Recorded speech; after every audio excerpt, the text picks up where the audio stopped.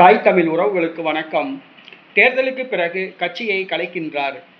தேர்தலுக்கு பிறகு கட்சியை கலைக்கின்றார் என்ற தலைப்பில் இந்த காணொளியை நாம் காண்கிறோம். 1989ஆம் ஆண்டு பாட்டாளி மக்கள் கட்சியை தோற்றுவித்தவர் டாக்டர் ராமதாஸ்.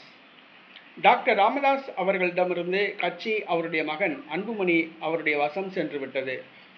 தற்பொழுது அன்புமணிக்கும் டாக்டர் ராமதாஸுக்கும் 7ஆம் பொருத்தமாக உள்ளது. பனிப்போர் முற்றியுள்ளது.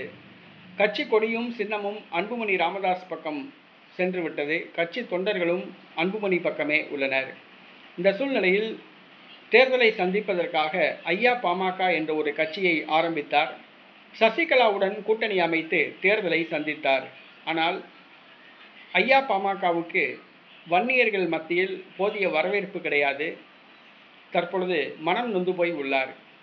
அந்த கட்சி அவர் போட்டியிடுகின்ற 70 தொகுதிகளிலும் 1000 வாக்குகள் வாங்குவதே பெரிய விஷயமாக உள்ளது. ஆக பாட்டாளி மக்கள் கட்சியை தோற்றுவித்து வட மாவட்டங்களில் தனிக்காட்டு ராஜாவாக திகழ்ந்த டாக்டர் ராமதாஸ் தற்பொழுது கூனி குறுகி போய்விட்டார். தற்பொழுது அவருடைய கட்சி காணாமல் போய்விட்டது. அரசியல் செல்வாக்கிழந்து விட்டார். ஆகவே தேர்தலுக்கு பிறகு தனது புதிய கட்சியான ஐயா பாமகவை கலைக்க முடிவு செய்துள்ளார்.